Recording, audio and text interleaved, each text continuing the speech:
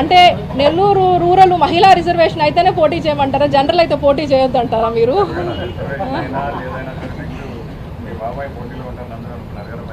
Okay, మీరు అడిగిన ప్రశ్నకి సీరియస్గా సమాధానం చెప్పాలంటే మాత్రం రాజకీయాల్లో నేను నమ్మేది పదవి అనేది ఒక అలంకరణ. ఆ అలంకరణ కోసం మనం ముందు చేసే ప్రయాణం, తర్వాత మనల్ని మనం ఎలా కండక్ట్ చేసుకుంటాము, ఈ రెండే ముఖ్యము. మీరు అడిగారు కాబట్టి చెప్తున్నాను, నా మనసులో కానీ నా తల్లిదండ్రుల మనసులో కానీ ఎవరు ఎమ్మెల్యే కావాలనుకుంటే అది ఖచ్చితంగా కోటమిరెడ్డి గిరిధర్ రెడ్డి గారు 100% ఎమ్మెల్యే కావాలని మేము అందరం కూడా కోరుకుంటున్నాం. కానీ ఎవరు పోటీ చేస్తారు అనే విషయాన్ని డెసిషన్ తీసుకోవాల్సింది పార్టీ నాయకత్వం, చంద్రబాబు నాయుడు గారు కానీ లోకేష్ గారు కానీ. అది నాన్న పోటీ చేస్తాడా, లేకపోతే బాబాయ్ పోటీ చేస్తాడా, లేకపోతే ఇంకెవరన్నా పోటీ చేస్తారా? ఎవరు పోటీ చేసినా నెల్లూరు రూరల్ తెలుగుదేశం పార్టీకి ఒక బలమైన కంచుకోటగా గెలవాలి. నేను ఎప్పుడో జరిగే వచ్చే అలంకరణ ఏమొస్తుందో దాని గురించి ఇప్పుడు ఆలోచించి నా సమయము నా ఎనర్జీ రెండు వృధా చేసుకోవాలనుకోవట్లేదు. అసలు దాని మీద కమెంట్ చేసే అర్హత కూడా నాకు ఇప్పుడు ఉందని నేను భావించడం లేదు.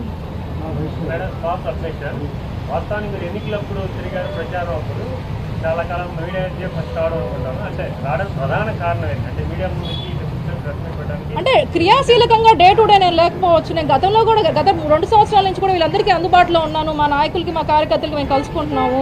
అంటే ప్రతిరోజు నేను క్రియాశీలకంగా లేనప్పుడు మీడియా ముందు వచ్చి మాట్లాడాల్సిన అవసరం లేదు కదా, వర్క్ చేసుకుంటే సరిపోద్ది కదా. మా నాయకులు మా కార్యకర్తలతో అందరితో నాకు సంబంధాలు ఉన్నాయి. నాకు అందరూ కూడా వాళ్ళకి చాలా మంది వ్యక్తిగతంగా కూడా తెలుసు. ఓకే, ఈరోజు మహేష్ అన్న నన్ను ఇరకాటంలో పెట్టామని పట్టుమని 10 మంది కార్యకర్తల పేర్లు చెప్పమన్నారు.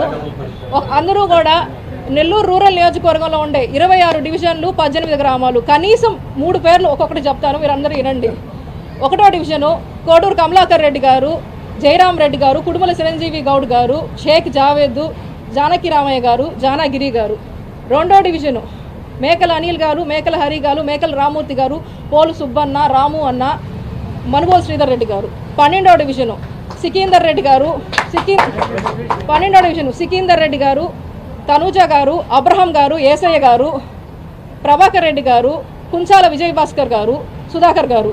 17వ డివిజన్ ఊటుకూరు దత్తాత్రేయ, అజయ్ గారు, కటదగ్గర విజయ్ గారు, గుంజి శ్రీనివాస్ గారు, చెంచురామయ్య గారు. 18వ డివిజన్ మురళీనాయుడు అన్న, కటకం చైతన్య అన్న, పెనక శ్రీనివాస్ రెడ్డి గారు. 19 మదన్ గారు, జ్యోతిప్రియ గారు, డిష్ రమేష్ గారు, కోరం బ్రదర్స్, కోరం ప్రవీణ్ కుమార్ గారు. 20, 21, 22 ఈ 3 కలిపి చెప్తాను, ఎందుకంటే పక్కపక్కన ఉంటాయి కాబట్టి. అక్కడ వాళ్ళు ఇక్కడ వాళ్ళు అక్కడ అన్ని చోట్ల ఉంటారు కాబట్టి. చేజర్ల మహేష్ గారు, కవిత గారు, కోటిరెడ్డి అన్న, యానాద్ రెడ్డి అన్న, కంటే సాయిబాబా గారు, యోగానంద్ గారు, చాంద్ బాషా గారు, రోహిణి, సీతా మహాలక్ష్మి గారు. ఓకే, చాలామంది వచ్చారు. నెక్స్ట్ 23 నన్నం శ్రీను గారు, మేకల మధు గారు, సుధాకర్ రెడ్డి గారు, పుల్లారెడ్డి గారు, దుద్దగుంట శ్రీనివాస్ రెడ్డి గారు. 25 కదా, నెక్స్ట్ 24 అరవ సీను గారు, శాంతి గారు, సుధాకర్ గారు, పులి హరికృష్ణ యాదవ్ గారు, అశోక్ రెడ్డి గారు. 25 భుజ్భుజ్ నెల్లూరు బద్దెపూడి గిరి గారు, జని రమణయ్య గారు, మాతంగి కృష్ణ గారు. ఇంకొక 5 నిమిషాలు భరించండి, అడిగారు కాబట్టి. ఇప్పుడు నేను మధ్యలో ఆపేస్తే వాళ్ళందరూ ఫీల్ అవుతారు. 25 మా జని రమణయ్య గారు, బద్దెపూడి గిరి గారు, మాతంగి కృష్ణ గారు, రఫీ గారు, మహేంద్ర గారు, శేషు యాదవ్ గారు. 26 మన పురుషోత్తమ అన్న, సుప్రజ గారు, శివాచారి గారు. 27 భీమినేని మురారి గారు, అలహరి విజయ గారు, ఉప్పు భాస్కర్ గారు. 28 దొడ్డపనేని రాజానాయుడు గారు, చెక్కసాయి సునీల్ అహల్య గారు, గజారా నరేష్ గారు. 29 కనపర్తి గంగాధర్ గారు, అస్లాంబాయ్ మమతారెడ్డి గారు. 30, 31 కలిపి చెప్తా కోతూరు కాబట్టి. కూకటి హరి గారు, మతల కృష్ణ అన్న, మస్తార్ నాయుడు గారు, మన్నేపల్లి రఘు అన్న, అతివరపు యానాదన్న. నాకు కనిపించలే ఈరోజు, రాలా ఇంకా అన్న, చూస్తుంటే నేను నాకు కనిపించాలా, వచ్చారా? అతివరపు యానాదన్న, విఘ్నేష్ గారు. 32 కాదర్ గారు, తోట సునీల్ గారు, అవినాష్ గారు. 33 హజరత్ నాయుడు గారు, మంజులక్క, నాకెంతో ఇష్టమైన మంజులక్క, మన్నం పెంచల్ నాయుడు గారు. 34 చిన్న మస్తాన్ గారు, సాబిర్ ఖాన్ గారు, గుటూరు శ్రీధర్ నాయుడు గారు. 35 ఓకే అంకోష్ గారు, గిరీష్, లక్ష్మీరెడ్డి గారు, బర్రాబాసు గారు, యాకసిరి శరత్ గారు. 36 శశి, రసూల్, పిండి సురేష్ గారు. 37, 38 కలిపి చెప్తాను. భానుశ్రీ గారు, శ్రీనాథ్ గారు, విష్ణుప్రియ గారు, షేక్ రియాజ్ గారు. ఇంకా 41 లాస్ట్, అదొకటే ఉంది.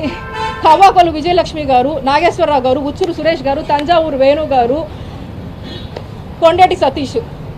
18 గ్రామాలు. మరి డివిజన్లు అన్నీ చెప్పి గ్రామాల్లో చెప్పకపోతే మా గ్రామాల వాళ్ళు ఫీల్ అవుతారు.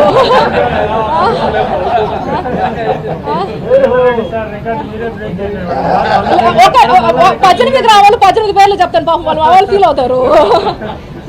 అయిపోద్ది. కొలకందుకూరు శివారెడ్డి గారు, హరిప్రసాద్ రెడ్డి గారు, తోడేటి మురళి గారు, దయాకర్ గారు, సజ్జాపురం కిష్టయ్య గారు, గోపాలయ్య గారు, వెంకటరమణయ్య గారు, కందమూరు చిన్న పెన్సిల్ నాయుడు గారు, పెద్ద పెన్సిల్ నాయుడు గారు, సింహాద్రి గారు, ములిమూడి కరుణాకర్ గారు, రామ్ గోపాల్ గారు, అట్ల నరసయ్య గారు, మొయిద్దీన్ గారు, పాత వెల్లంటి మురళి అన్న, సురేష్ అన్న, కొత్త వెల్లంటి శ్రీనివాస్ రెడ్డి గారు, ఇంకో శ్రీనివాస్ రెడ్డి గారు, ఆమర్ల వెంకటేశ్వర్లు గారు. అయిపోయింది. దొంతాలి వెంకన్న, శంకరయ్య గారు, మురళి గారు, ఉప్పుటూరు సుబ్బారెడ్డి గారు, శ్రీనివాస్ రెడ్డి గారు, సుధీర్ గారు, కొమ్మరపూడి గోపి గారు, సుధీర్ గారు, ఉప్పులేటి మహేష్ గారు, కొండ్లపూడి ఒంటేరు విజయ గారు, అశోక్ గారు, పొట్టేపాలెం అచ్యుతన్న, మా దేవరపాలెం వేమిరెడ్డి సురేందర్ రెడ్డి గారు, అశోక్ రెడ్డి గారు. ఇంకా 4 ఉన్నాయి ఇటుపక్క గ్రామాలు. సౌత్ మోపూరు ప్రముఖుల ప్రదీప్ గారు, మన శేఖర్ అన్న, మనోరం భాస్కర్ గారు, ఆమంచెర్ల జీవీఎన్ గారు,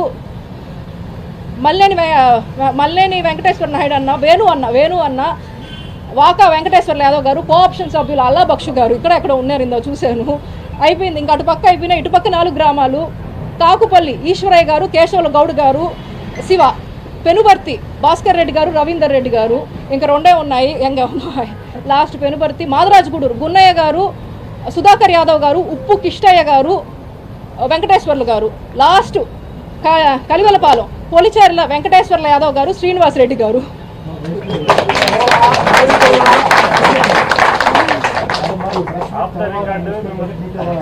నాకు వినిపించట్లేదండి, కనిపించట్లేదు.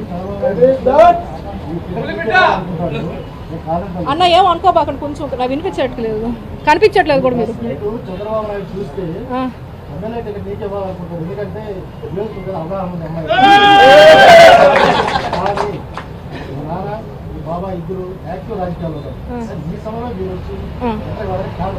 ప్రధాన కారణం. ఓకే, తప్పకుండా.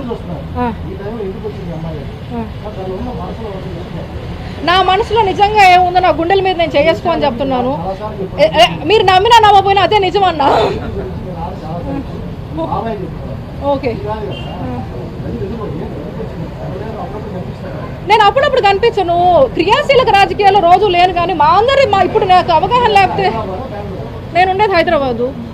అంటే ఇప్పుడు వ్యక్తిగతంగా నేను హైదరాబాద్లో ఉంటాను, కానీ ఇక్కడ నేను వస్తూ ఉంటాను, అందరితో మాట్లాడుతుంటాను, టచ్లో ఉంటాను. నాకు అదేనే కొత్తగా రాజకీయాల్లో లేదమ్మా. ఆయన ఇంటెన్షన్ ఏంటంటే మీరు లోకల్ బాడీ ఎలక్షన్ లో పోటీ చేయబోతున్నారు, లోకల్ బాడీలో మేయర్గా అది మీరు క్లారిటీగా చెప్పారు. మీరు క్లారిటీగా చెప్పారు.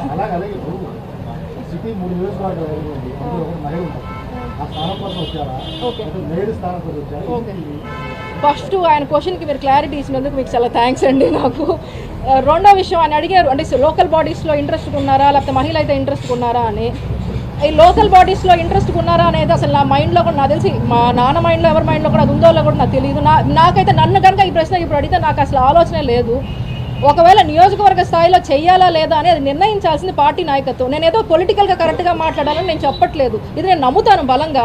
ఈరోజు కోటమిరెడ్డి శ్రీధర్ రెడ్డి అనేవాడిని మీ అందరూ ఎమ్మెల్యేగా మీకు తెలిసి ఉండొచ్చేమో, ఆయన ఎమ్మెల్యేగా ఈరోజు మీరు అందరూ చూస్తుండొచ్చేమో. నాకు మాత్రం ఒక రాజకీయ కర్షకుడుగానే తెలుసు. ఆయన కష్టానికి నేను అంత తగినంత కష్టం పడుతుందనుకున్నా, నేను భావించిన రోజే అది మీరు జరగదు ఏదైతే అనుకుంటున్నారు. అంతవరకు నేను అది పార్టీ నిర్ణయం, మా నాన్న నిర్ణయం, నా నిర్ణయం కాదు. నన్ను అడిగితే నా గురించి చెప్తాను.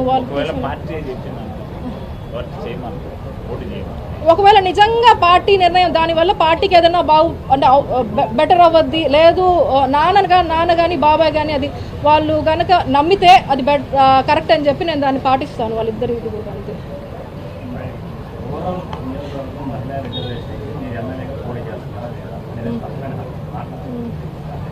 నేను ఇది చెప్పాను కదండి ఆల్రెడీ, మళ్ళీ చెప్తా. ఎవరు పోటీ చేస్తారనేది పార్టీ నాయకత్వం. అది నాన్న పోటీ చేస్తాడా, బాబాయ్ ఒకవేళ జనరల్ అయినా లేడీగా మేము 50% రిజర్వేషన్ ఇస్తున్నాం పార్టీ తరఫున, గవర్నమెంట్ ఇంతవరకు రిజర్వేషన్ పాస్ చేయలేదు కాబట్టి ఒక్క నిమిషం. నేను కష్టం చేయడానికి సిద్ధంగా ఉన్నా, అవకాశం ఇవ్వాల్సింది మాత్రం నేను కాదు.